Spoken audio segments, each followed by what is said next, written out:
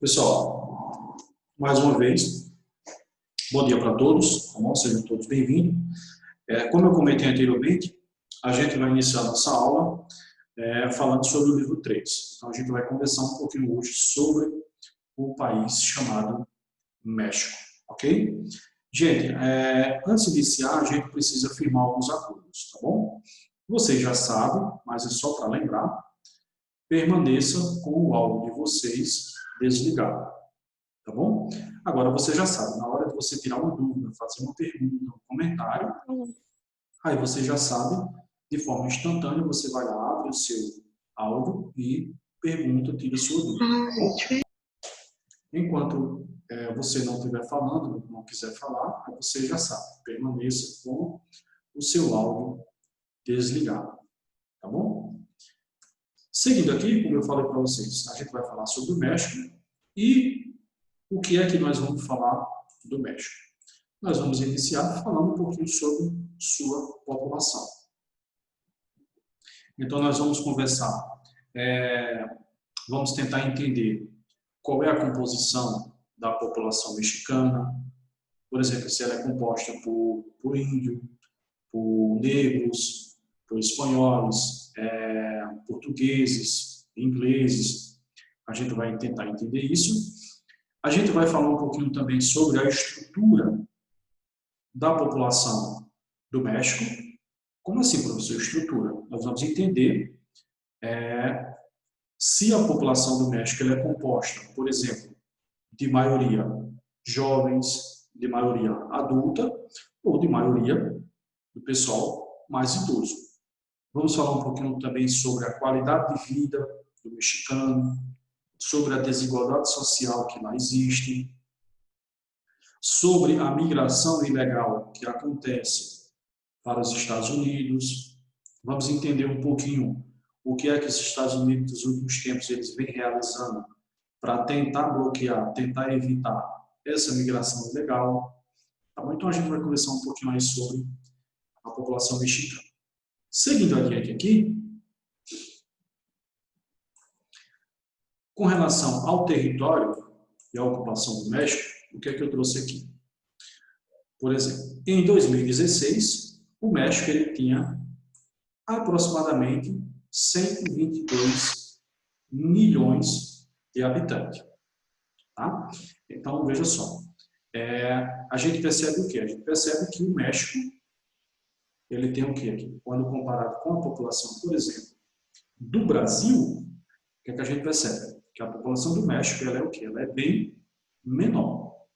Mas a gente vai perceber que lá no México, embora sua população seja bem inferior à do Brasil, no México é onde existe a segunda maior metrópole latino-americana, perdendo apenas para São Paulo. Mais adiante a gente vai ver que metrópole é essa. Seguindo adiante aqui, deixa eu só mudar aqui a posição da câmera. Seguindo adiante aqui, o que é que eu trouxe mais aqui? Ó? Cerca de 75% dos habitantes vivem no Planalto mexicano. De repente tem alguém imaginando agora, professor, aonde danada que está localizado o Planalto mexicano? Só um instantezinho que eu já vou mostrar para vocês. Então, no Planalto mexicano, o que é que está presente lá? Os solos férteis, né, de origem vulcânica, e os climas, o quê? Os climas favoráveis. Então, a existência dos solos férteis e de um clima favorável, ou seja, um clima que não é desértico, favorece o quê? Favorece a ocupação humana. Tá bom? Então, eu vou mostrar para vocês agora onde é que está localizado o Planalto do México. Deixa eu só voltar aqui e vou compartilhar com vocês outra tela aqui. Ó.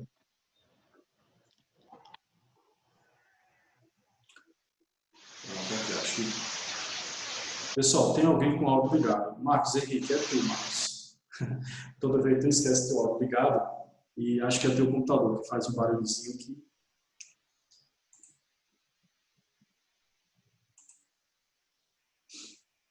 Ok, vamos lá. Então, veja só.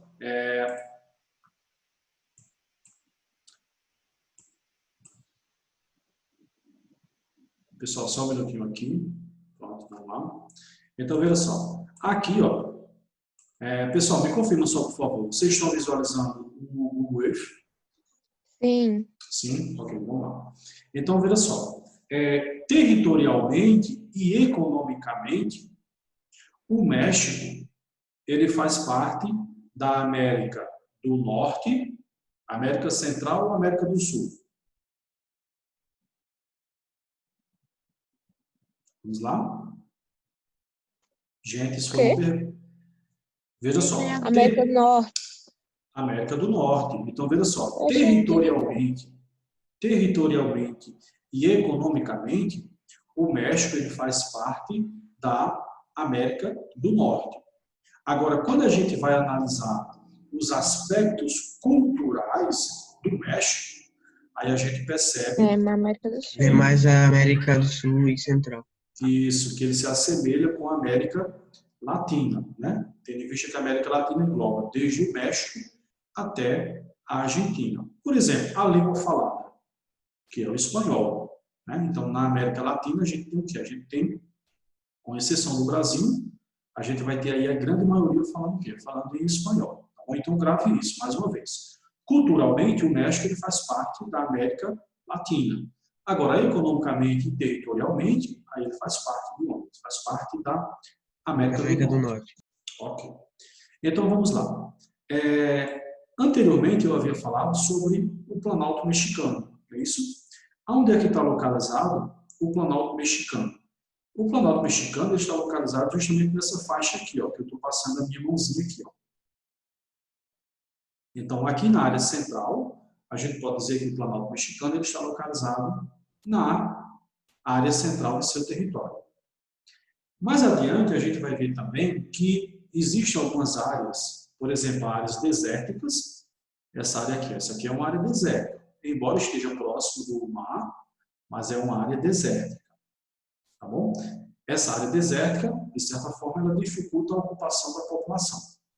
E a gente tem uma área também, ó, chamada de... pessoal, preste atenção na minha mãozinha aqui. Observe esses números que a minha mãozinha está em cima aqui, ó, onde tem ELEV, que é elevação. Então, esses números aqui, ó, eles mostram a altitude. Então, veja só. Veja a altitude desse ponto aqui, que é a minha mão está. Aproximadamente 2.100 metros de altitude. Que local é esse? É chamado de Serra Madre, como o nome está aparecendo aí, Serra Madre Ocidental. Então, a Serra Madre Ocidental, ela está localizada aqui, ó. Do outro lado, a gente vai ter quem? A gente vai ter também a Serra Madre, só que o quê? Só que oriental. Então, mais uma vez, o Planalto Mexicano, que está localizado na área central, ele facilita a ocupação humana. Solos férteis, clima agradável. Agora, quando a gente observa aqui na Serra Madre Ocidental e na Serra Madre Oriental, e essa área aqui desértica, essas áreas, de certa forma, ela dificulta a ocupação humana. Ok? Gente, alguma dúvida até aqui? Sim, não? Sim? Licença, ô Sérgio, tu vê o WhatsApp bem rápido, que é uma coisa importante. Eu preciso mandar uma mensagem bem rápido. Sim, quem Nenhuma é que... dúvida. Ô, professor, o senhor está no Google, é? Isso, no Google Wave. Aí como é que eu vou pesquisar isso também? Veja só, você consegue baixar o aplicativo. Ou você instala, ou você consegue baixar o aplicativo tanto no computador, ou você consegue baixar no celular. Qual é o nome? Aqui, é só pesquisar esse nomezinho que tem aqui embaixo, aqui, ó. Google Wave. Google, E-A-R-T-H. Google Wave. Alguns chamam de Google Air. Google Earth. Google Air. Eu chamo de Google Wave. Ok? Gente, alguma dúvida aqui? Não? Podemos voltar lá para o slide? Vamos lá. Vamos voltar agora para o slide, para onde nós estamos. Ok. Então, como a gente viu, boa parte ou seja, 75% da população mexicana está localizada onde? No Planalto do México. Por quê? Tem solos férteis e tem o quê? Tem um clima agradável. E isso são elementos o quê? São elementos que condicionam o quê? A ocupação humana. Ok? Agora, como eu mostrei para vocês lá na figura, ó, áreas que dificultam o povoamento, por exemplo, os desertos, a noroeste do país, como a gente viu lá, próximo da fronteira dos Estados Unidos, e também a Serra Madre Ocidental e a Serra Madre Oriental. Por quê? Porque são áreas muito elevadas, são áreas de montanhas. Então, áreas de montanhas e áreas desérticas, elas o quê? Elas dificultam a ocupação humana. Ok? Seguindo adiante aqui, o que é que eu trouxe aqui para vocês? Com relação à cidade do México. Tá bom? Então, não sei se vocês sabem, se não sabem, fiquem sabendo. A cidade do México é uma das cidades mais populosas da América Latina. Tá bom? Então, na cidade do México é onde está localizado, concentrado boa parte da população do México. Então, a cidade do México é a capital do país, contava com cerca de 21,1 milhões de habitantes em 2016, tá bom? Então, perceba aqui que é uma população muito significativa, ó, aproximadamente 21 milhões de pessoas. É a segunda maior metrópole latino-americana, ou seja, ela perde apenas para São Paulo, em termos de população. Tá? Então, São Paulo é a metrópole com a maior população. Em segundo lugar, como eu havia comentado com vocês, a gente tem quem? A gente tem a cidade do México. Seguindo adiante aqui, o que é que eu trouxe aqui? Ó? Na cidade do México, né, tem a existência de áreas de pobreza extrema, tá? Que isso é um tema que nós vamos falar posteriormente. Embora nos últimos anos o México ele venha passando, digamos que com uma ascensão econômica, mas a gente sabe que no México ainda existe o quê? Ainda existe muita pobreza. Tá? O que é que existe lá também? Falta de infraestrutura. Professor, quando você fala em infraestrutura, você está falando sobre o quê?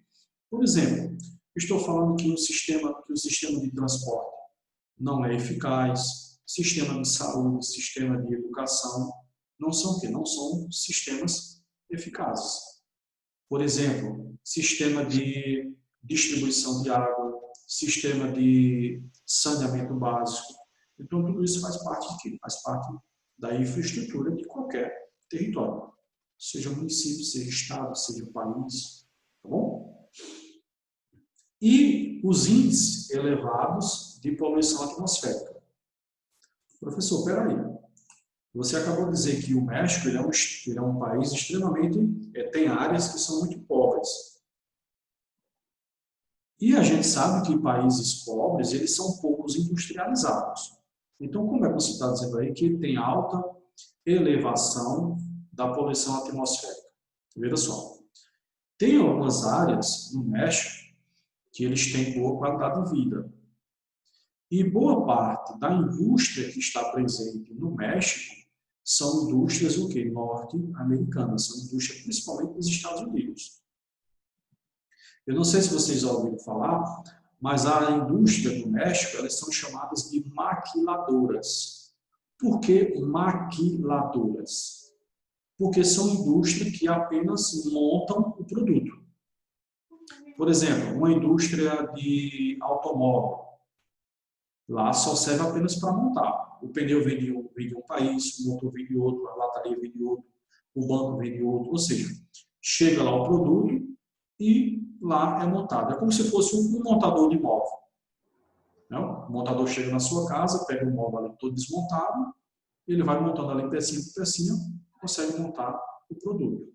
Essas são as empresas, os tipos de indústria que existem lá no México, que são indústrias norte-americanas. E estão lá para quê?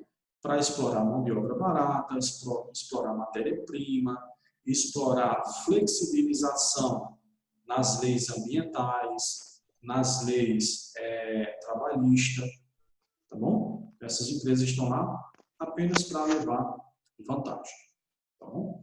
Então, consequência da... Professor, Sim? o, Pode falar? o narcotráfico lá no México é grande também, né? Isso. Tem a questão também, tem a questão do narcotráfico, né?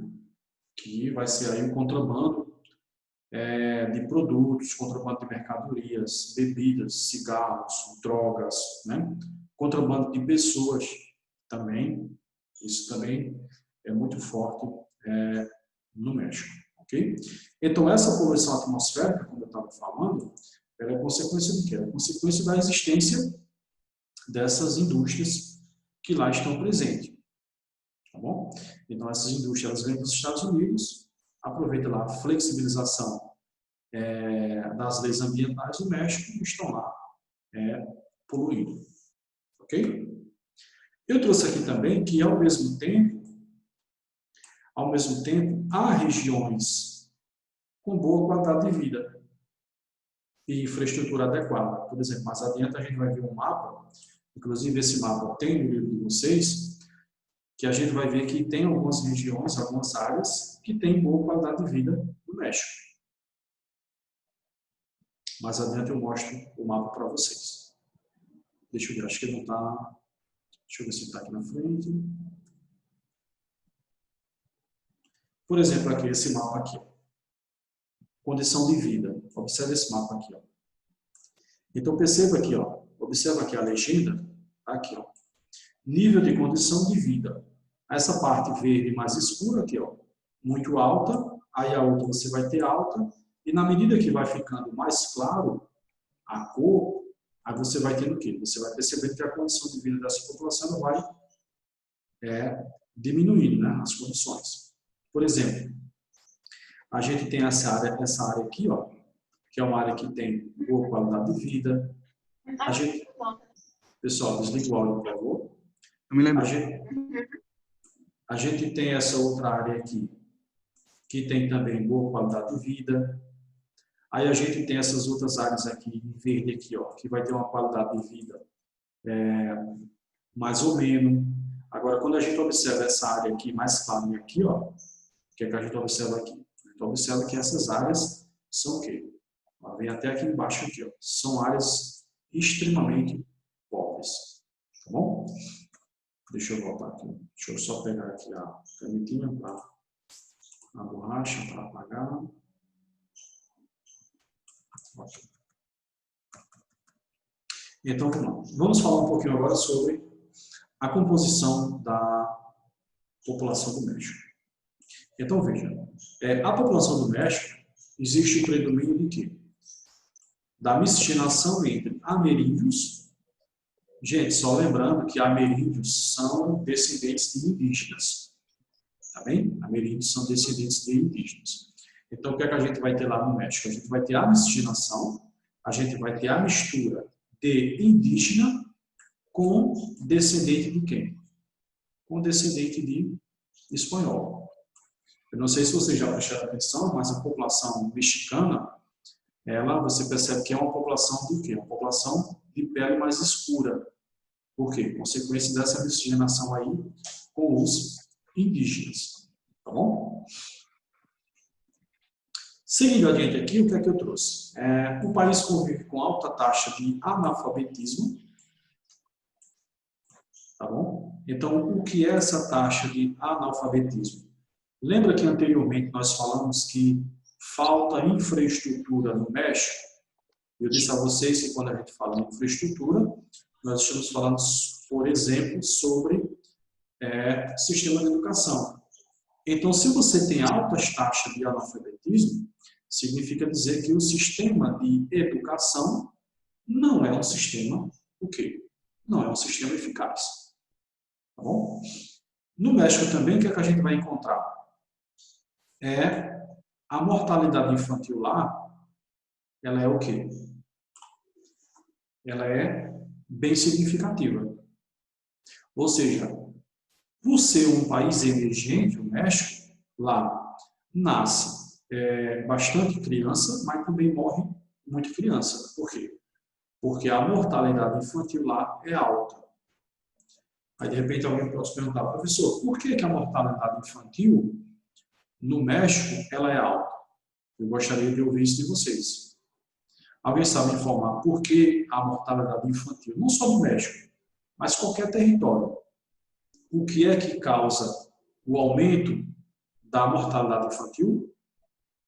Pessoal, eu acho por causa que, tipo assim, não tem tanta infraestrutura, como você disse, não tem um sistema de saúde muito bom, assim, aí, às vezes por falta de remédio, falta de médico bom, eles morrem, é isso. Exatamente, muito bem, Camila. Exatamente isso. Então, veja só. Se o país, por exemplo, a Noruega, a Suécia, Suíça, Estados Unidos, Canadá, Bélgica, Alemanha, Inglaterra, a gente percebe que a mortalidade infantil lá era quase que zero. Por quê? Porque o sistema de saúde deles funciona. Agora, em países que você tem um sistema de saúde na qual ele não é eficaz, o que é que você vai ter? Você vai ter alta o quê? Mortalidade infantil. Tá bom? Seguindo adiante aqui, o que é que eu trouxe? Em 2016, o que é que a gente tem aqui? Ó? Aproximadamente 43%. Pessoal, cuidado. Gente, toma cuidado com o áudio, por favor, gente. Mantenha ele desligado, por favor. Só abre o áudio na hora que você for fazer uma pergunta, um comentário, tirar uma dúvida. Tá bom? Seguindo adiante aqui. Em 2016, aproximadamente 43% da população, onde é que vivia? Aqui, ó. Vivia na linha da pobreza. Gente, isso aqui é um número extremamente elevado. Você tem um país com 43% de sua população vivendo abaixo da linha da pobreza, gente, isso é pobreza que, como diz o ditado, é pobreza que não acaba mais. Agora eu pergunto para vocês, obviamente que vocês não têm esse exemplo de vida, mas de acordo com o conhecimento de vocês, quando a gente diz que alguém vive abaixo da linha da pobreza, o que é que a gente consegue identificar para dizer que uma pessoa vive abaixo da linha da pobreza? Professor, Sim? bom dia. Bom Eu dia. tava vendo e tal, e parece que fizeram um estudo e parece que pessoas que vivem, tipo, na extrema pobreza é aquelas que, tipo, vivem com R$ 5 por dia, eu acho. Não sei. Tipo, tem R$ 5 por dia para passar o dia inteiro, sabe? Veja, Acho que é isso. Passam fome e tal. isso. Isso, veja só. Resumindo, simplificando, a gente pode dizer que uma pessoa que vive abaixo da linha da pobreza é aquela pessoa que não tem condições, de adquirir aquelas condições básicas diariamente. Por exemplo, o dinheiro que ela tem no bolso não dá, por exemplo, para ela se alimentar, ou alimentar, por exemplo, quem está ali presente. Digamos que você, para alimentar uma família de 3 pessoas, você, durante o dia, digamos que você gaste, sei lá, R$20. Então, se você sobrevive com menos de R$20 diariamente, significa dizer que você está o quê? Abaixo da linha da pobreza. Gente, lembrando que isso é só um exemplo, tá bom? Vai depender de local para local, tá bom? Porque as mercadorias, elas variam de preço de local para local, tá bom? Mas, repetindo, a gente pode dizer que uma pessoa vive abaixo da linha da pobreza, aquela pessoa que não tem condições de atender suas necessidades básicas, por exemplo, de alimentação, durante o dia. Tá bom? Aí assim a gente diz que essa pessoa vive abaixo da linha da pobreza. Ok? Gente, alguma dúvida? Comentário? Não? Podemos seguir adiante? Ok, então vamos lá. Então, veja só, a gente viu que 43% em 2016, aproximadamente, do México, da população do México, ela vivia abaixo da linha da pobreza. pobreza. Entretanto, no estado, né, de Baixa Califórnia e no estado de Nuevo León, o que é que a gente tem aqui? Ó? Um índice de aproximadamente o quê? 22% da população de Baixa Califórnia e aproximadamente 14,6% da população de Nuevo León, eles vivem onde? Eles, como está dizendo aqui, ó, dados que revelam o quê? Uma grande desigualdade social. Deixa eu repetir isso aqui. A gente viu que 43% aproximadamente da população do México em 2016 vivia abaixo da linha da pobreza. Mas a gente tem algumas áreas, como eu mostrei para vocês lá no mapa, que essas pessoas, elas têm o quê? Elas têm boa qualidade de vida. Quem são essas pessoas? Por exemplo, as pessoas do estado de Baixa Califórnia e as pessoas do estado de Nuevo León. Essas pessoas, elas têm o quê? Elas têm boa qualidade de vida. Então, se você tem áreas que as pessoas têm boa qualidade de vida e você tem outras áreas bem maiores que as pessoas não têm uma boa qualidade de vida, isso significa o quê? Significa dizer que esse território, nele existe o quê? Uma grande desigualdade socioeconômica, uma grande desigualdade social, onde você vai ter uma pequena porção da população com condições financeiras boas e a outra grande maioria que não tem tanta condição assim. Bem? Seguindo adiante aqui, a gente vai falar um pouquinho agora sobre a estrutura etária. Ou seja, a gente vai falar sobre a estrutura da população do México. Por exemplo, como eu trouxe aqui, ó, a estrutura etária do país apresenta elevado potencial jovem. Opa, então a gente já tem uma informação aqui, ó. A gente vai ver que a população que predomina no México é o quê? É uma população jovem. Apesar do declínio registrado na taxa de fertilidade. O que quer dizer isso aqui? Declínio quer dizer que nos últimos anos a taxa de fertilidade, ou seja, a quantidade de criança que vem nascendo no México, aos pouquinhos ela está diminuindo. Mas mesmo assim, a população que predomina lá é a população jovem. Observe aqui, ó. Quando a gente observa uma pirâmide etária, a gente vai ter de um lado masculino, de outro lado a gente vai ter o quê? Feminino. E aqui a base, observe aqui, ó. A base aqui, ó, população de 0 a 4 anos, de 5 a 9, de 10 a 14 e assim sucessivamente. Ou seja, a base de uma pirâmide etária é onde está a população mais jovem. E o topo é onde está o quê? Onde está a população mais idosa.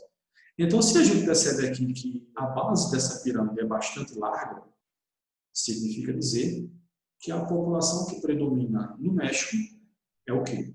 É uma população jovem. Aí eu pergunto para vocês, tendo em vista que o México, a população que lá predomina é uma população jovem, quais as políticas essenciais nesse momento que os governos devem realizar, devem adotar?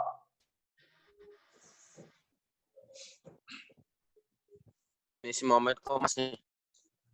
Deixa eu repetir novamente a pergunta. Veja só, a gente identificou que a população que predomina no México é uma população jovem, tá bom? Uhum. Ok.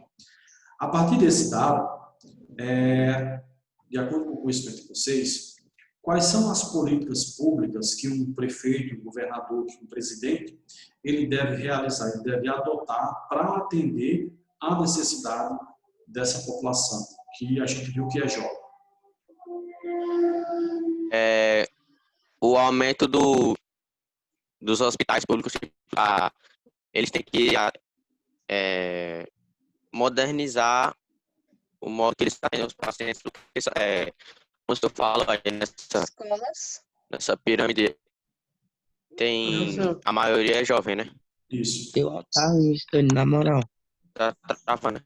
Tá, o áudio do Sérgio tá Professor, travando. terminou, Sérgio? Alô. Fala aí, então. Não, fala aí. Ô, Tô travando de professor, novo. eu acho que eu não sei o nome dessa política, mas é aquela questão. Se a população jovem, se a grande maioria da população doméstica é jovem, os jovens têm que trabalhar para pagar a aposentadoria dos idosos, sabe? Exatamente. Então veja só.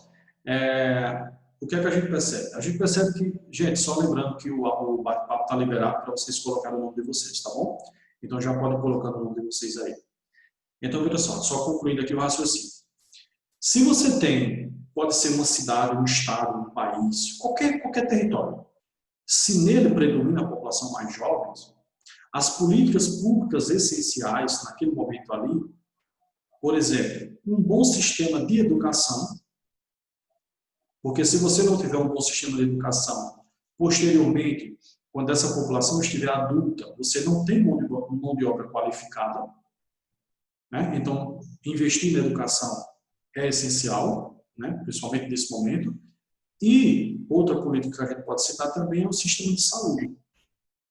Professor, então quer dizer que as outras políticas públicas, nesse momento, não servem. Eu não estou dizendo isso. Eu estou dizendo que deve ser priorizado, se você tem uma população jovem, são políticas na área de saúde e políticas na área de educação, que é para, posteriormente, você ter o quê? Você ter uma população qualificada. Ok? Ô, professor, uma pergunta. Sim, Miquel. O médico, como você falou, a grande população dela é a população jovem. Isso é bom? Veja só. O senhor falou que a população do México é mais jovem. Isso é bom? Isso. Ok, compreendi sua pergunta. Veja só, Miqueias, tem um lado bom. Por quê? Porque amanhã, Sim, o lado ruim. essa população que hoje é jovem, ela vai ser adulta. E essa população sendo adulta, o que é que você vai ter? Você vai ter muita mão de obra em seu território. Então, toda essa população, que um dia vai ser adulta, um dia ela vai estar produzindo e ela vai estar contribuindo para que o seu país ela esteja crescendo. Agora, é necessário que agora, nesse momento, haja investimento em educação. Porque não adianta amanhã você ter um grande contingente populacional para trabalhar, mas sem mão de obra qualificada. Não vai adiantar em nada.